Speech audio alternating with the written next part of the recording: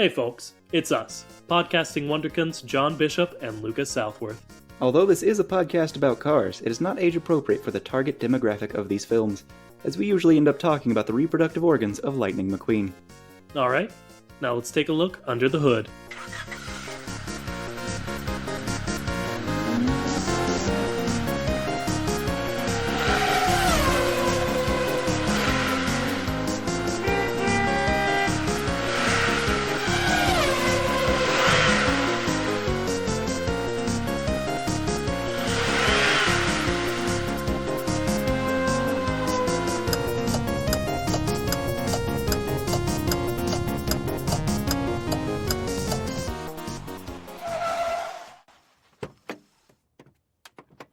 Happy Honda days. Here we go. Happy Honda days. This I don't know the rest of the words. Sure. Merry Chrysler. Happy Crisis. Yeah, that's... I expected that to go on a little longer. Let me be absolutely clear. I didn't necessarily want it to, but, you know. Anyway, this is the Chat. Normally, it's the only podcast brave enough to ask the question, hey, what's up with cars? And normally, I'm Lucas Southworth, and he's John Bishop. That part's still true. But this week, listen. So you know how Netflix has a bunch of Christmas movies in an attempt to be like the new Hallmark, John? Netflix? Never heard of it. Go on. Weird angle to take with that. But yes, Netflix. It is released just a whole bunch of Christmas movies. How many? And, well, on the Christmas special wiki, which we will get to later, when I looked at the first released on Netflix category, it was 83, which seems like too many. That doesn't seem accurate, but maybe it is, because it was including things like, it's like also the special Christmas episodes of things. So it was like the Christmas episode of Glow, which is a Netflix original show. I'm getting off track. But Which brings me to my fun fact of the day. Guess how many Hallmark Christmas movies there are? oh, there's just this no year. possible way. Oh, Just this year? Okay. Just released this year. I mean, I gotta say, like, 40 sounds wild. It sounds wild to say, but that was my thought. You know what? It also sounds like? What was that? It also sounds like the correct answer. Exactly 40? 40. Man, I rule.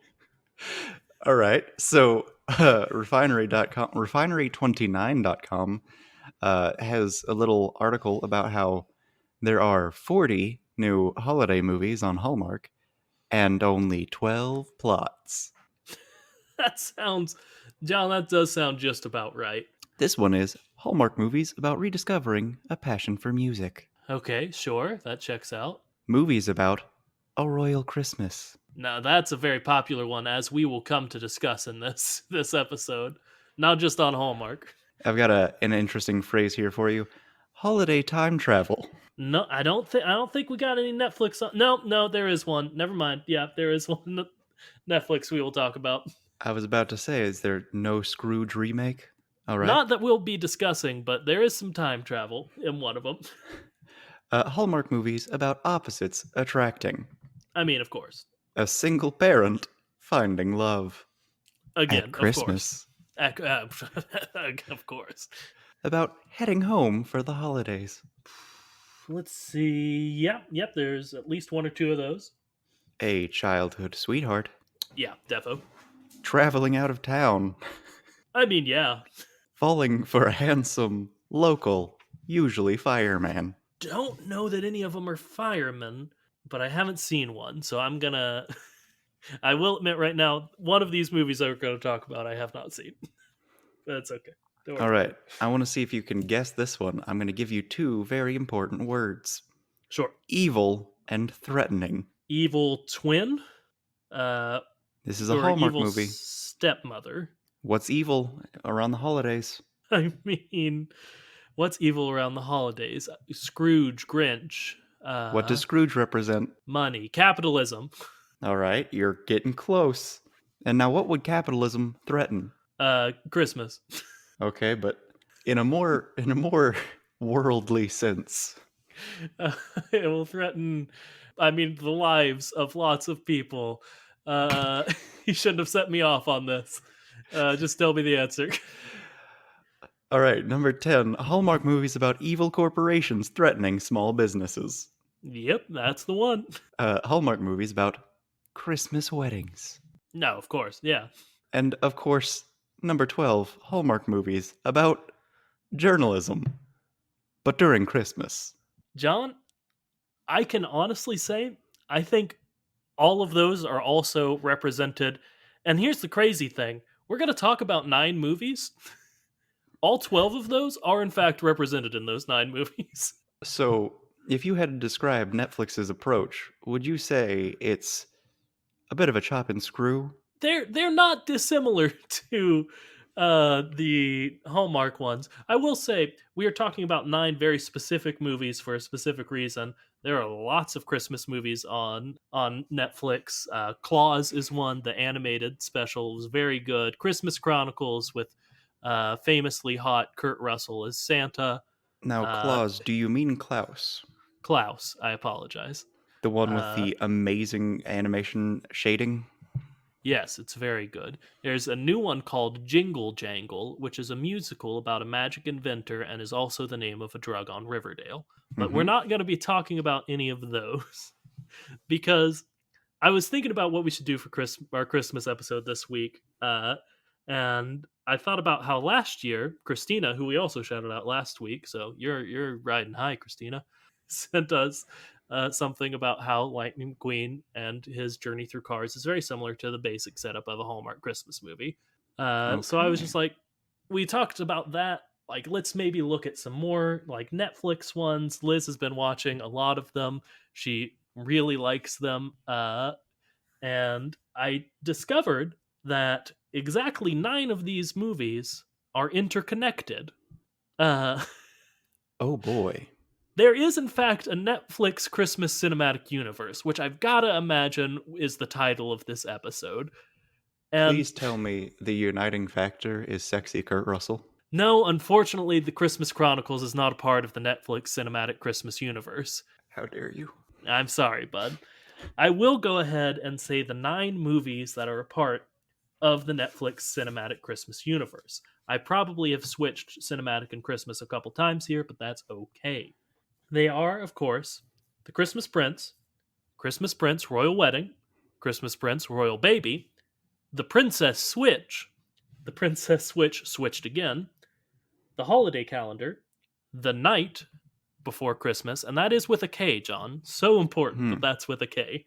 That's fair. That's fair. And those are like the 7 important ones, I'll say. And then there are 2 sort of auxiliary ones that when I get through the connections, you'll see why they're auxiliary. They're Holiday in the Wild and The Christmas Inheritance. And Okay. man, there are some implications that happen with these being connected. I guess I should start by explaining to you, John.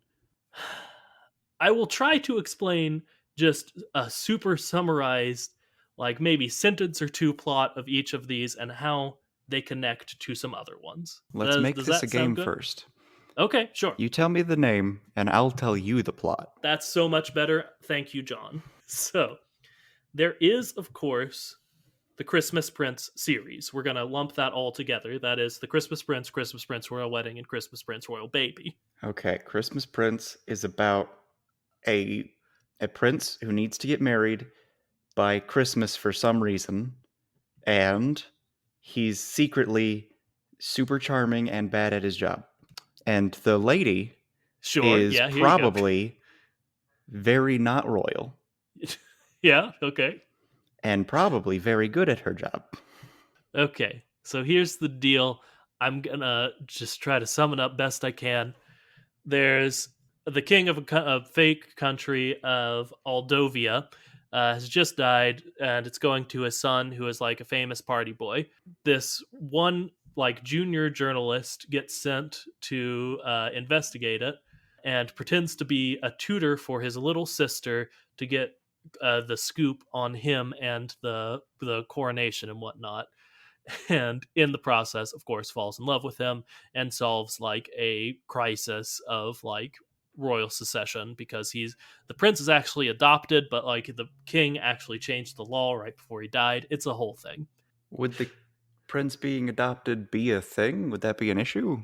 Apparently, in the original constitution, it has to travel through blood, but the king changed the law at the last minute. I mean, all he has to do is drain the blood of a relative and then consume it. Yeah, absolutely.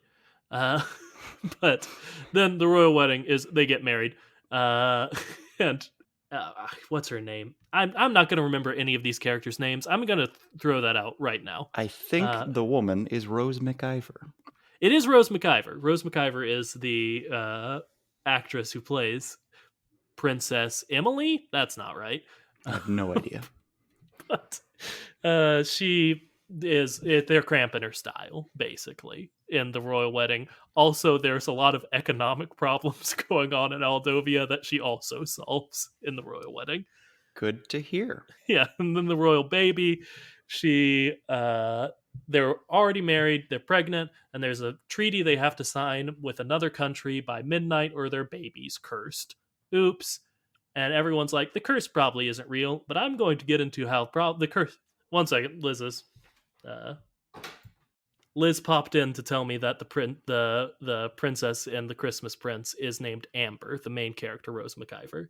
That's what she wanted to tell me. Okay. I imagine I'm going to get lots of things wrong, so you don't need to tell me each time. I'll keep my eye on my phone just in case for late-breaking corrections. All right. So, what happened to the baby? Okay, so in A Christmas Prince, the royal baby, Amber and King whatever are having a baby, but they have to sign. He's not a prince anymore. Yeah, they're king and queen now, but why is it the Christmas Prince? Because it's a series. They're having a baby, and John, I have to get through these. They're having a baby, and they have to get through. They have to sign a treaty with another country by midnight, or apparently a curse will be laid on their baby. A curse will be laid on their baby. Yes, there is no more details about the curse. I searched for so long. And most people in the movie are like, the curse probably isn't real. But I'm going to get into the fact that the curse is almost definitely real, given the connections to these other movies. Oh, no. Okay. Yeah. Then, let's see. Lucas, do they not prevent the curse? No, they signed the treaty. The baby's fine. Okay. Then there's the Princess Switch movies. Would you like to guess the plot? Is Princess and Pauper, basically note for note, there's twins separated at birth. One's a princess. They might not actually even be related, but they're doppelgangers. But they end up... I'm so sick and tired of all my responsibilities as princess. And boy, it sure is hard being poor, destitute, and having a very actually difficult life. So they switch, and then they learn to respect the other one because, that would happen. John, I'm so glad. You're right all the way up to the end. It's the prince and the pauper. Lady Margaret from wherever has to marry this prince. So she will become a princess. She's not a princess yet. And then there's Stacy from Chicago, who's on a baking competition in Belgravia, another fake country. There are going to be a lot of them. And do both of these countries just happen to have very American-sounding accents? No, the thing is, John, they have very British-sounding accents, which is even better. Oh, good. Both of these women, not related at all, I will go ahead and connect. They mention maybe being distant cousins, I think, but that's nothing. They're both Vanessa Hudgens. It goes pretty much how you say. They both fall in love with someone from the other's life, but they do not in any way are like, maybe I did have it good. They're basically just like, no, this actually rules. And Stacy the baker from Chicago marries the prince and is like, I'm royal now. And Lady Margaret from Montenegro, which is her fake country, okay, ends up with Stacy's friend Kevin and is like, I'm outie. Now I have a question. Do they ever come clean and say, hey, I'm actually this person? Oh yes, that all comes out. Okay. They don't stay switched named wise. They let it all out. But then, John, there is the Princess switched again. Is And that just the ending of it where they actually like, no, maybe let's go back? No, I'm so happy to announce that there is there a third? There's a third Vanessa Hudgens in the Princess switched again. It's Margaret, Lady Margaret. The king of Montenegro died, and then her cousin abdicated. So, oops, she actually is gonna be queen of her country. Okay, so Lady Margaret, the one who did not marry the not Christmas prince, but Christmas prince. Yeah. He and her, they're just out of it. And then there's the third, but this third is... Okay, so the old princess who was going to be a princess, who wasn't a princess, is now a princess, but also maybe just a queen? She's not the queen yet of... okay, let's see. I've broken this down because I knew we wouldn't remember the names. There's Baker Vanessa, who is American Vanessa, also. And then there's Queen Vanessa, who is about to become queen. And then, so importantly, introduced in this one, there is Evil Vanessa. Oh, no. Who is Queen Vanessa's cousin. So they're just cousins. Yeah. Who happen to be identical. Yeah, they're absolutely identical. She's blonde, but she's clearly bleached her hair that way. So I know that we've been just talking, and I haven't been doing. I just got to tell you the plot of the Princess switched again real quick. Because she's becoming queen, her relationship with Kevin has been strained. So they're like, let's switch again, so you can spend time with Kevin. But then Evil Vanessa is like, no, I want to be queen so I can steal a bunch of money and then get out of here. So she kidnaps who she thinks is Queen Vanessa, but it's actually Baker Vanessa, because they've already done their Princess switched again. But Evil Vanessa then pretends to be Queen Vanessa, but she doesn't realize that she accidentally has Baker Vanessa, who is also royalty at this point. It's so because she married that prince in the first one. So she's committed an act of terrorism. Yes, no matter who she had kidnapped, yes, but to another country. It's an international incident. I feel like it's something else if you steal a foreign dignitary versus your own cousin who is royalty, because in one situation it's royalty of a country doing something against its own royalty, but the other one is definitely an act of war. No, yeah, it's either treason or an act of war, either way. And then some other stuff happens. They try to redeem Evil Vanessa at the end, which is wild. Christmas magic. Yeah. Queen Vanessa gets married to Kevin in an airport by a random priest. Also, I don't know that I'll be able to fit this in anywhere else. Evil Vanessa says things like spoopy and pics or it didn't happen and lol, because she's vain, so she likes memes from a while ago. She's a vain member of the royal family. Yeah. Who says lol? Yeah, it's really weird. The 20 minutes have passed. Holiday calendar, there's a magic advent calendar that predicts the future. I know I'm skipping your bit, but we gotta get through it. Night before Christmas. Okay. A knight from like the 1400s gets sent into our time, and John, I'm so happy to announce that Vanessa Hudgens is there to welcome him there. Not any of the characters from Princess Switch. So important. It's a different Vanessa Hudgens. Okay. And they fall in love. He gets sent back in time, and she's sad. But then the old crone who sent him forward in time, the character's name is literally Old Crone. The character's name is Old Crone. Old Crone is the character's name, yes. Okay. But yeah, he ends up... They fake out like they're going to send him back to the past, but then he meets the old crone. He's like, no, but I love Vanessa Hudgens. She's like, okay, go back to the future again. No, wait, which Vanessa Hudgens? None of the Princess Switch. We can call this one Knight Vanessa if we need it. There's a fourth Vanessa? Yes, Vanessa also plays the lead in this one. No relation, or is there, to the Princess Switch ones. Lucas, I'm having a hard time believing that there are 4 identical doppelganger Vanessa Hudgenses, and they just don't know about the 4th one? Because at this point, you're gonna have to start hunting them down, or there's gonna be a lot of government issues. We are definitely going to get into that. But then the 2 boring ones. Somehow Holiday in the Wild both stars Rob Lowe and is set on an elephant conservatory in Africa and still manages to be the most boring of all of them. No magic happens. I've seen a commercial for that one. How is that a Christmas movie? Because she spends her holiday in the wild, baby. Elephants are there. It's boring. We won't talk about it almost at all. Okay.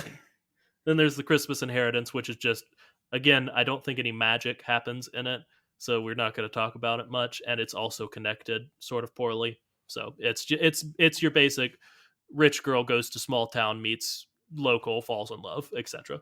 All right. Now, wait, we've covered journalism. Have we covered a small town business being threatened by evil corporations? You remember the the economic issues I mentioned in Christmas Prince Royal Wedding? Yes. Yeah, there's a corporation defrauding the government, which is making everyone in Algravia, Aldonia. Sorry, it's Belgravia and Aldonia. So stupid of me. In Aldonia, unemployed. Okay, so Old Gravy is being attacked by corporation. Yes, sure. All right. I will say I don't think an entire nation really counts as a small business. Yes, but small businesses in it are being threatened by them. Okay. The little guy, yeah. And there are a lot of little guys in these Christmas movies. Oh, they sure are, bud. They're called elves. Now, none in these, unfortunately. There are no elves in these. No. See, that's what I want to get into, Lucas. Elves have a lot of strange mythos about them. They cause some mischief. They cause some strange things to happen. Elves are also known for something. It's actually the origin of doppelganger. Ooh. It's elves and other like the fae, the fairy creature, the fairy folk.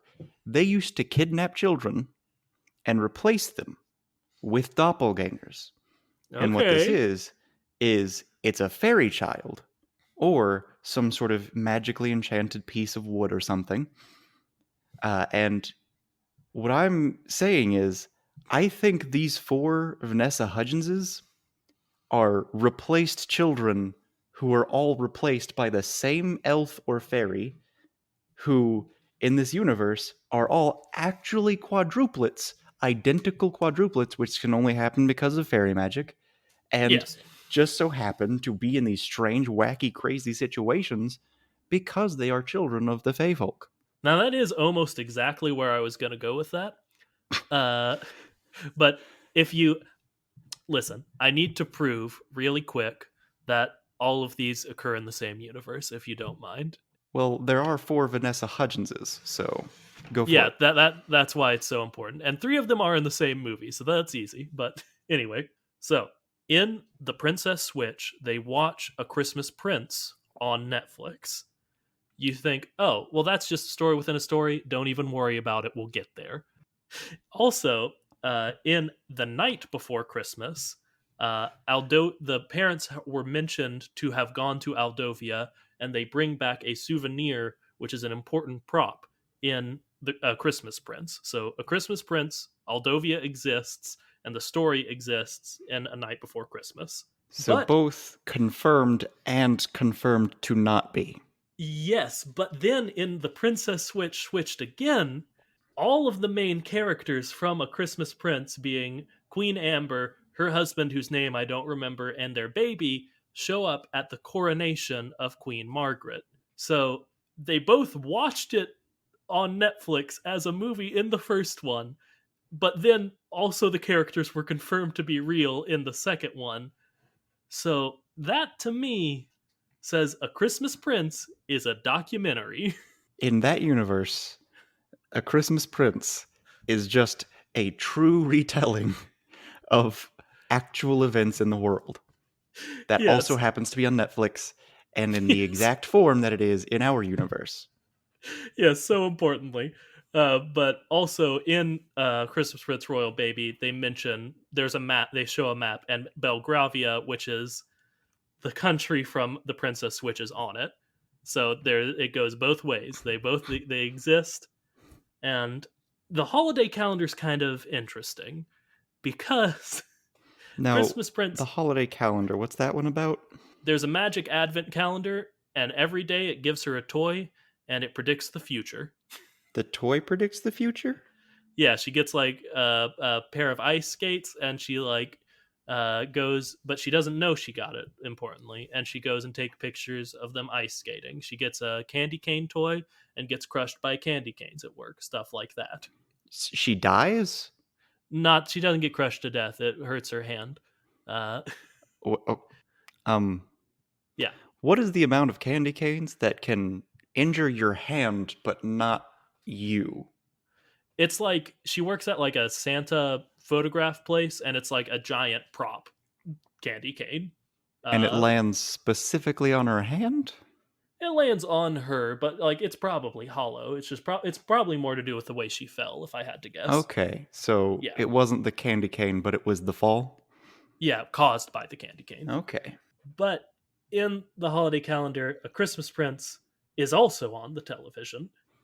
But I'm gonna argue that it's connected because we've already established it's a documentary in other movies. But Can it's not we? necessarily in ours. Yes. So like, the holiday calendar is my least good connection. But Okay. since A Christmas Prince is established as a documentary in the Princess Switch, this is a wild episode of our Cars podcast. Mm-hmm. Uh, It's like the episode we did, I don't know, 70 episodes ago when we did one about Toy Story.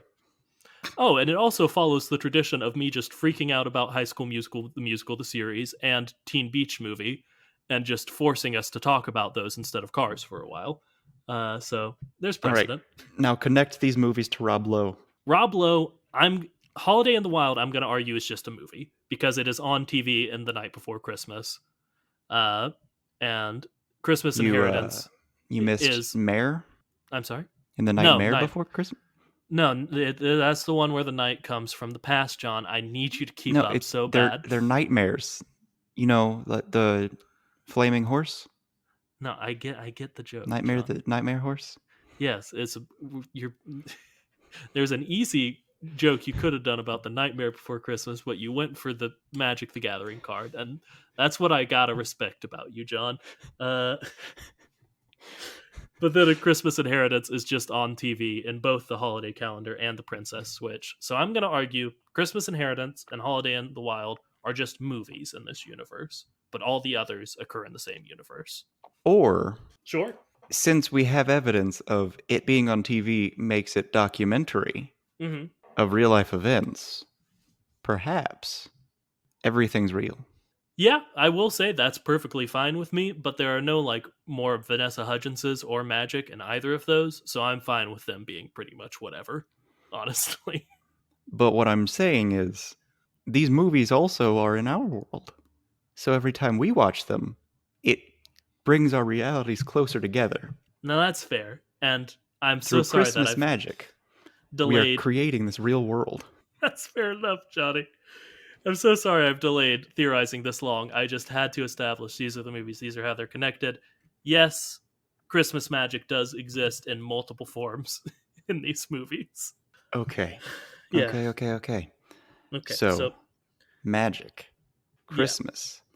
They're just Christmas movies in which there are four people who are the same person who are not the same person and are so in fact so much not the same person that they're not even all related. Only two of them are. And they're not related in the way they should be, identical twins. Yes. I think that is definitely our most like confounding thing is the four Vanessa Hudgensens who all have various magic or wild things happen to them.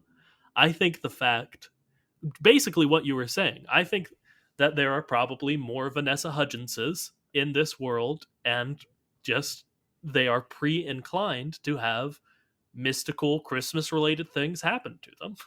But okay, so I'm a little scatterbrained with this because it's fully scrambled my brain. Hmm. But two big things I want to get into are the Vanessa doppelgangers and the fact that although the curse is treated as silly, probably not going to happen in Christmas Prince Royal Baby, it almost certainly was a real curse because this is in the same universe as a magic advent calendar, a magically time traveling knight, and I didn't mention this, but in the Princess Switch, there is a man who is the representation of Christmas magic. Okay, so Christmas magic confirmed. Yes, in all of them. All And the the important ones. curse of an advent calendar that will break your hand confirmed. Oh, that is So, another thing I want to get into is it predict the future or does it dictate the future? So we'll get into that in a second. to predict the future is to dictate the future. Yep. That is how it works, because if it were possible for it to not happen, you couldn't predict it. Yeah, that's literally the exact point I was going to make. That is the strange thing about writing anything to do with time shenanigans, and it's why I've made an entire section of a D&D campaign that I have built from scratch based on time travel, and no one has even gotten remotely close to exploring that. That's hey man, that's players for you. Am I right? No, it's my fault. I made way too many things for this world. That's it. Well, that's DMs for you. Am I right? I do want to just because there is an angle I want to go with the manifestation of Christmas magic in the Princess Switch also. I want to read you this quote from an interview with the director. Okay. As for that old man who kept popping up in the strangest circumstances, including once as a charity bell ringer in Chicago, once as a stocking salesman in Belgravia, and once as some sort of doorman at a charity ball, as far as role is concerned, he is the actual spirit of Christmas personified. I think he's a magical being, and his whole purpose was to create circumstances or guide the circumstances so that these people had to meet each other and to create happiness. That's his whole thing. Okay. But this raises some very important questions. He also appears in Switched again, just so you know, as a cab driver in a different country. But go ahead. Is he the Winter Queen? Now you're gonna have to walk me through this one, Johnny. In fairy lore, there are many grand fae, and the grand fae control things like the seasons. And there is, of course, the summer queen, who is Titania, and then Sure. there's the winter queen, who apparently is this strange old man who commands the elves.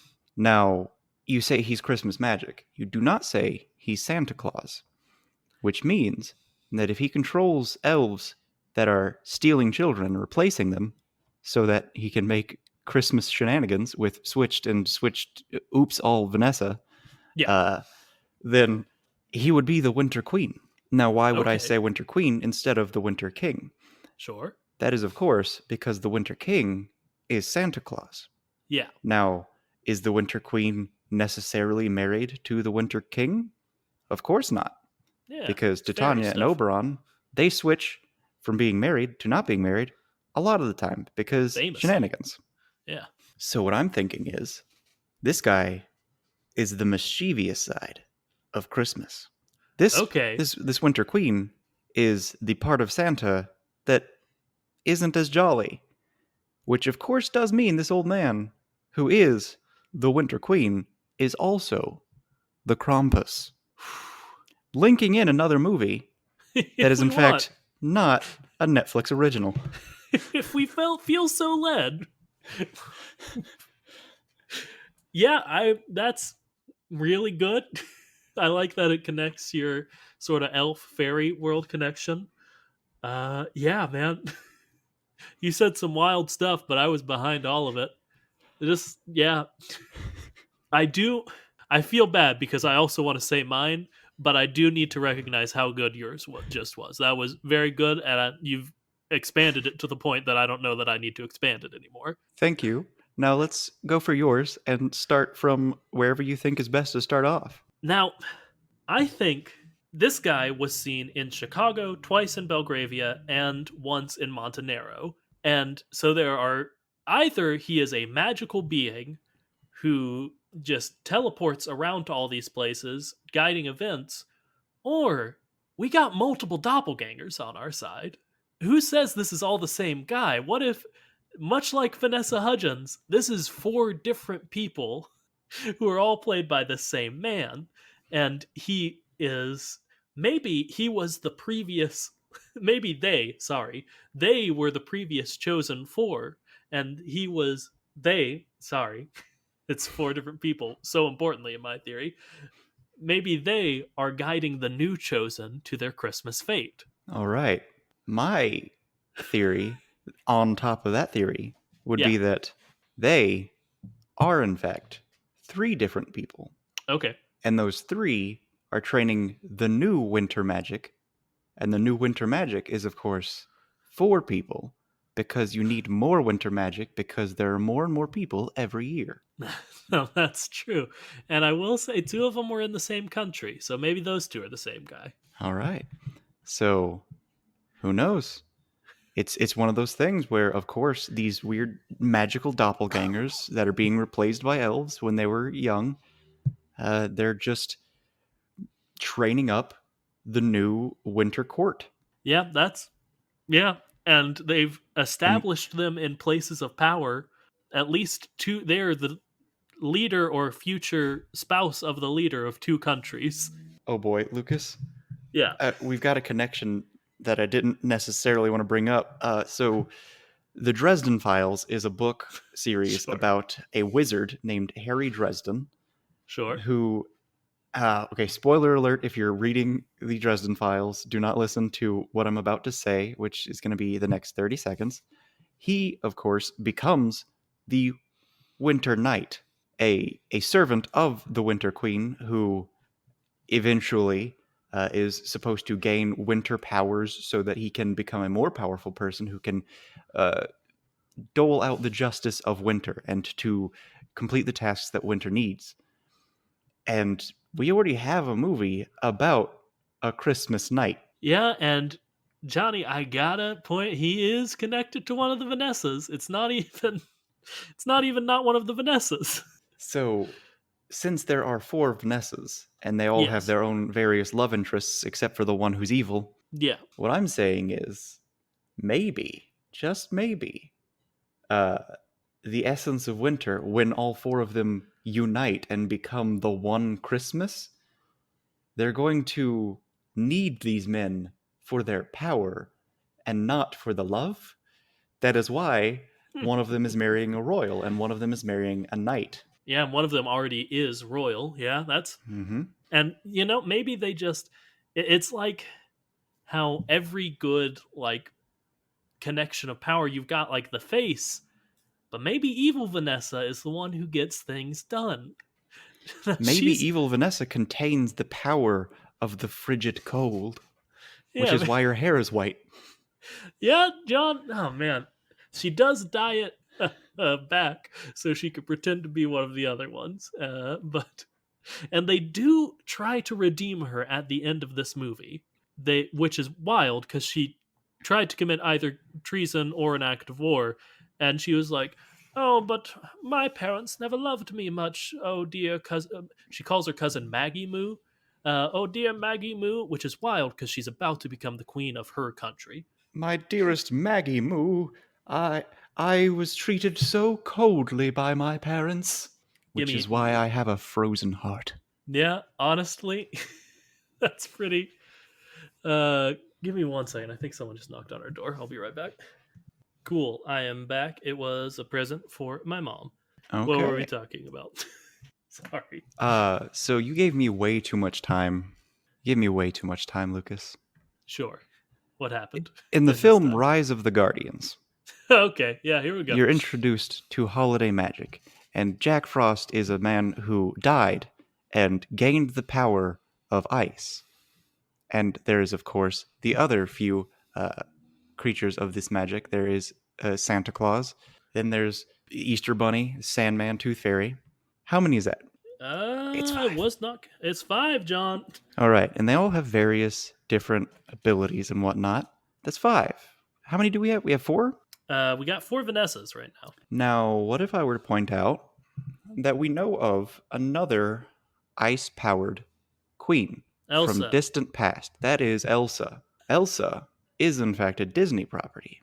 And since we have Christmas ice magic in both, there's a connection. So that means that we can connect this universe to Disney's universe, in which we have another Vanessa. In High School Musical? High School Musical Vanessa Sure. is one of the 5 guardians. Okay, sure. One of them is a queen. She, of course, would be the leader, meaning she, of course, would be Santa Claus. Santa Claus. I have not seen The Rise of the Guardians. Santa Claus, of course. One of them is a very strange person who's rather cold, and some might say evil, but really is just maybe misunderstood. Who knows? Yeah, that's Jack Frost and Evil Vanessa. That's Jack Frost. That's evil Vanessa. And she's inheriting the powers that were originally Elsa's. Now we've got 3 more. We've got the Sandman, we've got the Easter Bunny, and we've got the Tooth Fairy. Okay. Now, here's the thing. The Easter Bunny seems to be a bit of the warrior type. There's the Okay. Sandman, who has time-related powers. And then there's the Tooth Fairy. Tooth Fairy is a magical, lighthearted creature who does a lot of traveling and is a fairy, so probably likes to sing. So Yeah, let's I'm just gonna go ahead and say High School Musical is Tooth Fairy. Yeah, High School Musical's Tooth Fairy. Sandman, you said, had time powers. So that's Mhm. got to be Night Before Christmas, Vanessa. And All right. Easter Bunny, if we go on the other side, he's confectionery. He He's gives people confectionery. candy. You know who's a baker? Baker Vanessa from The Princess Switch. Rise of the Hudgens. All right. So we've got a connection to all 5 of these Guardians, meaning that Rise of the Guardians, DreamWorks film, is connected to Frozen and Frozen 2, which is connected to High School Musical, which is connected to all of these holiday movies. Yeah, you know, there were a lot of people on Tumblr back in the day who shipped Jack Frost from Rise of the Guardian and Elsa, so they'll be pretty happy I mean, that we've how made do the you connection. how do you ship people who are the same magic? They're the same being. Sure, man. So they'll be upset, actually. Yep. We got them halfway there, and then we're like, no, he's a reincarnation or something. Mm-hmm. Okay. The or So- something so important. So we've got the 5 Vanessas of Christmas. I mean, if we really want to, yes, we do, John. Importantly, we did say one of them was Easter, and the other 2 were just sort of other cosmic beings. Yep. So Vanessa Hudgens, you gotta start producing more holiday movies. Yeah, which, if I'd have to guess, there's going to be a Princess switched just another time, I guess. And they did imply there was some sequel bait at the end of The Night Before Christmas, in which it was implied that the knight's brother would also go to the future. Sir Galahad or something. I will. Oh, I did just remember this. The knight from The Night Before Christmas is named Sir Cole, so he's Circle, and I don't know why. I don't know why they did that. Big Cole. The Sir Winter Cole. Knight is the person who dispenses justice, so he delivers the coal to all the bad kids. Now there we go. That's something. That's something. All right. And I will say, I'm just checking my notes. I want to fit the holiday calendar in there, and it's magic, Time travel destiny. magic. Yeah, I mean, I think the holiday, that was what I was going to say, holiday calendar fits in with The Night Before Christmas really well. The main character even asks her grandpa point blank at the end, who gave her the magic advent calendar, so is the calendar magic? And he replies, some may call it magic, some may call it fate, which is, that's just magic. Yeah. Some may call it magic, some may call it chronomancy. Yeah, that's, you can't just, some may call it predetermined fate, others may call it you have no free will. So Some pretty may call cool. it Vanessa Hudgens, others may call it Christmas magic. Pretty good. Pretty good. So it is confirmed magic by the grandpa, in my eyes at least, because that's just another way to say magic, Grampy. I did want to maybe examine. So there are 3 full countries that do not exist in our universe that do in theirs. So there are Altovia, Belgravia, and Montenegro. Now, I want to get into okay. This was one of the main reasons I wanted to do this episode, and I completely forgot it until right now. Lucas, we've been So, recording for 7 hours. How did you just now realize this? time travel magic, baby, is what I want to get into. Maybe Sir Cole was very important to the time space continuum. Maybe he was instrumental in some battle because it's at the very least all of them have British accents, so I'm going to say they're European countries. Okay. And maybe the fact that he got plucked from time just changed the tide of a battle just so to create these fractured countries that do not exist in our universe. So his existence is the reason for these countries existing. Yes, and I will say that at the beginning of The Night Before Christmas, before he's even traveled through time, Aldonia exists, which is the country from A Christmas Prince. Okay. Exists at the beginning of it.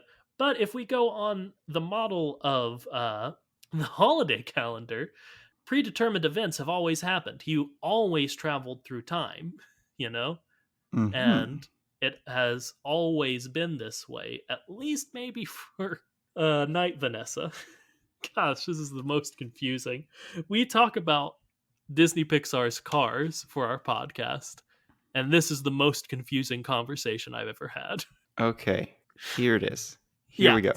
Let's talk about this. I'd love to. We see them watching the movies that exist in their universe as if they were just movies.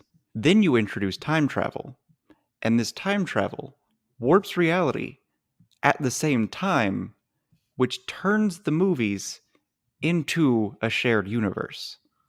So when it's a quantum situation where when they're watching the movie, it's a movie, but when they're not watching the movie, it's not a movie. Okay, bouncing off that, maybe he never traveled through time because Sir Cole is like very like stereotypical knightly how we would imagine in our universe, and he talks about like dragons and stuff, which may be just the belief of some people back in the day, or maybe he didn't travel through time, maybe he got plucked out from a movie about knights. And that's what's causing this breach in reality between where sometimes movies exist in the Princess Switch, but then their characters show up in the Princess Switch switched again. Maybe Christmas magic needed some summer magic to exist, so he plucked a knight from a summer magic heavy realm, which has, of course, dragons, because dragons are summer. Of course, fire. Duh. So, because Christmas magic existed, he had to either create or steal a summer night. So it could be time travel, or it could be dimensional travel. Yeah, I think. Listen, I mentioned Teen Beach Movie earlier, and I thought that was going to be the only time, but I think we got a Teen Beach Movie on our hands. Where the movie was a movie until magic made the movie and the world become one and the same? Or at least open a portal between them. They can travel in between them. See, I feel like if they knew they could travel between them, that would change the stories dramatically. I feel like it has to just have united them in a way that no one knows about. I will say, really quick, I didn't mean to talk this much about Teen Beach Movie, but in Teen Beach 2, that is exactly what happens. When they travel back to their movie, they entirely change the plot, which causes ripples through time that changes it had always been that way, and it erases the events of the first movie entirely. So what you're telling me is that Teen Beach Movie is for sure connected also. Yes. What I'm also telling you is that I could just do like 3 more episodes on Teen Beach Movie and Teen Beach 2, but that's neither here nor there. Okay. Yeah, I really like the idea that Cole is from some like really hammed up knight movie because he's just a caricature of a knight. He is like what you would like. There's magic in his world, and he's not surprised by it. Like the old Okay. crone, again named the old crone, sends him to the future, and he's like, "Well, guess that was some old crone magic." Uh, and also, he does. This is again besides the point. He does at multiple cases, like he saves a little girl from a frozen lake, and then there's like a mugger at like the Christmas area, and he grabs a fake sword.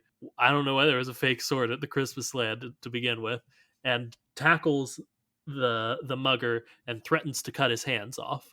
Uh, Threatens to the cut the mugger's hands off with a fake yeah, sword. yeah, but maybe the mugger doesn't know that. The response from the local PD is, "Man, you're pretty good at this. Maybe you could think about joining the force." Which was, I'm almost certain, wasn't a commentary on our police culture, but it sure came off as one. I gotta ask, are you sure this doesn't take place in America? That one does take place in America. The Night Before Christmas takes place in America. Okay, yeah, that makes Yeah. sense.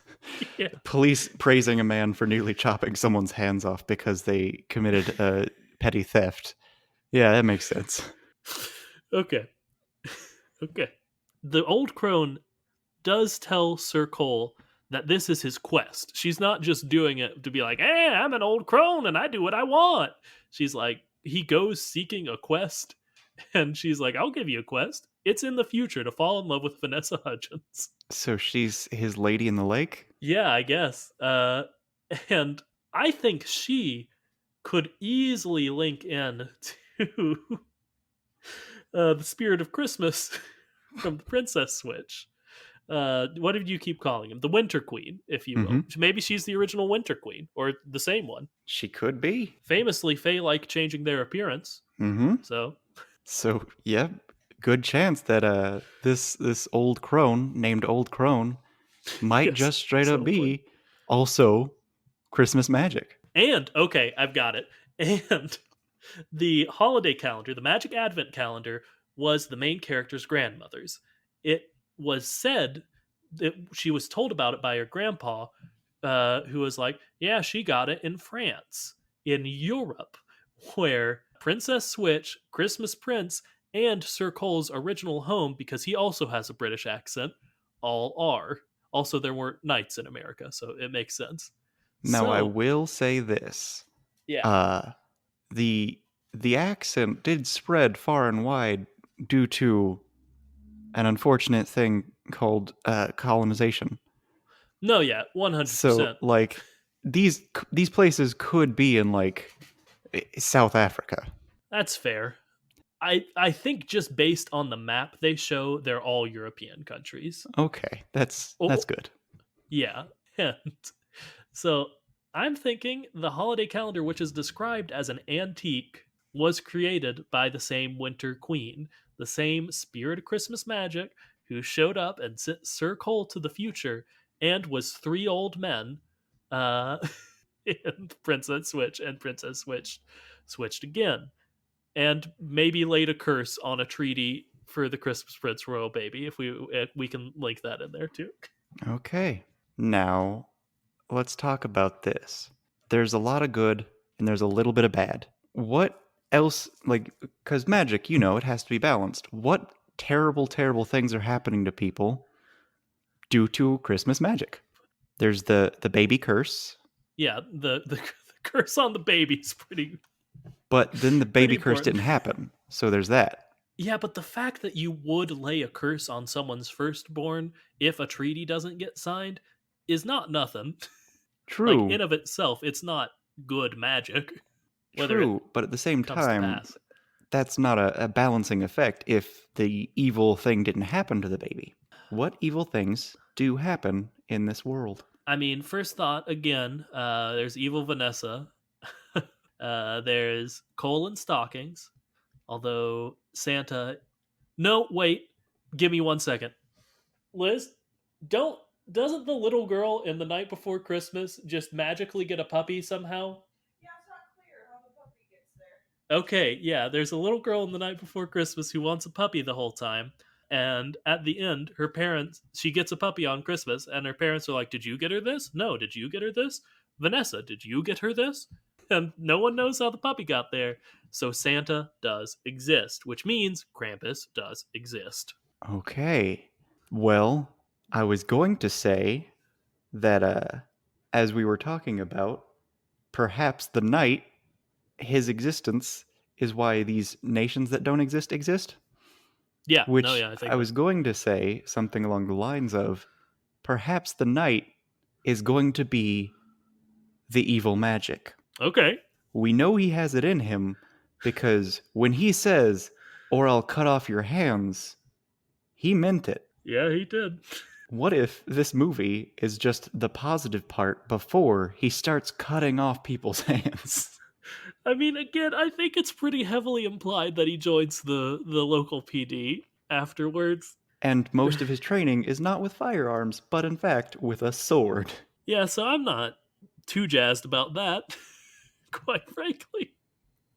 Quite frankly, I'm not. If I were to throw in some more theory, some of the evil magic could have been maybe these nations weren't supposed to exist and were supposed to be something better. Or maybe this is an even more imbalanced universe than we thought, because what if this knight was meant to betray his nation, the one that did exist during his time? Maybe he was the reason it didn't exist. Now, that's interesting because another thing I've forgotten until just now that I wanted to mention is that both in A Christmas Prince and The Princess Switched Again, there are both moments where they say, "Guards, take him to the dungeon," which in like modern day, like it happened in the present, and it starts as a joke in The Christmas Prince. She's like, "Do you guys really have a dungeon?" And they're like, "Oh, we'll never tell." But then it's revealed they do in fact have a dungeon. They explore it in A Christmas Prince, the Royal Baby, which is the third one, and there's a scratching on the wall that says like Leopold was here or something.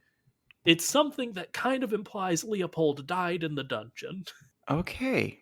So I mean, if we're maybe- going with the Brooks was here, that means not only did he die, but he did it to himself. Yeah, and she even says when they catch the person who stole the treaty that was gonna curse the baby, she says, "Take him to the Leopold suite," which is also a little dark. A little? It's a lot of dark. So that's just not something you can do nowadays. So maybe these countries, although they are ruled by benevolent Vanessa Hudgenses and Rose McIvers, maybe maybe the split caused much darker sort of I don't want to say the word fascist about them because they're about Christmas movies, but maybe they caused some really fundamentalist old-fashioned countries that still put people in dungeons and like oubliettes and whatnot. Now let's talk about this, Lucas. Yeah.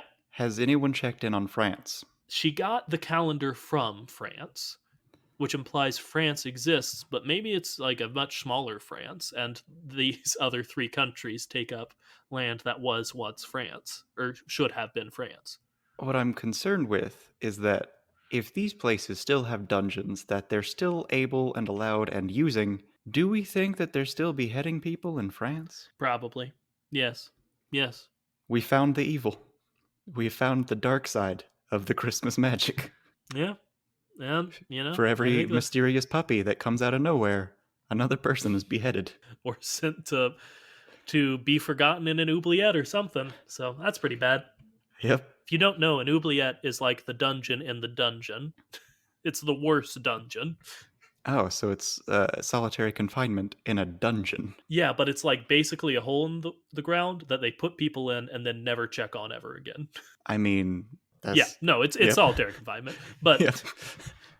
but like I mean, medieval. I think they technically do feed you, but hey, I was about to say, we don't even really, I don't know about you, I don't even really encounter dungeons in Dungeons and Dragons. So this world is somehow a little bit more archaic than Dungeons and Dragons at times. Yeah, certainly. At least they're a different definition of dungeon in Dungeons and Dragons. Mostly just like a cave with some monsters in it. Mhm. Like, you can call that a dungeon, but a real dungeon's just like a prison in a castle. Well, we've said some stuff about some Christmas movies that my girlfriend Liz likes a lot. So to balance that out, I asked a question to Liz this week. All right, let's go for that question for Liz. Yeah, I just asked her to rank these movies just on how much she liked them. All right. So I'll go in reverse order. So least favorite to favorite. There are 9, if you remember. Mhm. So coming in last is Holiday in the Wild, which again, I don't get how it has Rob Lowe as like the main male character and is set in an elephant conservatory in Africa and nothing happens. It's so boring. I've watched most, if not all, of these also. Then number 8 is Christmas Inheritance. Again, cookie cutter Christmas movie. Could not get more cookie cutter. Then we've got Christmas Prince Royal Wedding. It gets a little bogged down by the economic stuff, I'll say. Then Princess switched again at number 6, which I would put much higher just because it's the most buck wild of all of them. But Liz got a little, she didn't love it too much. Then at number 5 is Christmas Prince Royal Baby. Number 4 is The Night Before Christmas. Number 3 is The Christmas Prince. Number 2 is The Princess Switch. And number 1 is The Holiday Calendar. So there you go. If you want a recommendation of these specific 9 Netflix Christmas movies, Liz's favorite is the Holiday Calendar. My favorite is the Princess switched again, but that's because there are three distinct characters played by Vanessa Hudgens, and one of them is evil. Also, she has like 2 people with her who she literally calls her minions, and they just like pickpocket people, and they have Cockney accents like they're in Fagin's gang. It's a wild movie. It's pretty bad, but it's very fun to watch. That's what I respect about like the Princess Switch and the Christmas Prince. They know exactly what they are. They're nonsensical, but you cannot say they're not entertaining. You can't say they're boring, and that's what I like about them. But yeah, that's probably the end of the podcast, wouldn't you say? Sorry we didn't talk about Cars. I wanted to talk about Netflix Christmas movies this week. All right. We mentioned early on in the podcast that we might do things like this, so Yeah, that's what you signed up for. Yeah, let's link it to Cars somehow, right at the end. Time travel magic. Someone gets transported to the future, but oops, they get transported to the same place a car already is. They get combined with the cars. So that's Christmas magic exists. So there we go. Since you can have a dragon in this universe, you can have a car person. Yeah, why not? Why not? If you can have a basically sentient holiday calendar, you can also have a sentient car. So that's the connection. That's the orange and the NCCU. Thanks for listening. We really appreciate it. If you want to send us ideas of things to talk about, mostly car stuff, but as we've shown, we'll talk about whatever. You can do that at our email, which is thekachat@gmail.com, or at our Twitter, which is @thekachat. We really appreciate when we hear from y'all, and I believe next week we're going to do a suggestion from a listener named Jack, so look out for that, Jack. And now John will say some stuff, hopefully. Remember to like, comment, subscribe, tell anyone and everyone you think might be the least bit interested in listening to our random babblings about cars and sometimes just Christmas movies. I'll say, much like the Supernatural episode, this one might be a good entry point for people who are like, I don't know if I want to listen to a Cars podcast. If you know someone who's like into the Netflix Christmas movies, maybe send it their way. Yeah. All right. And until next time, remember to float like a Cadillac. And sting like a Beamer. Tiny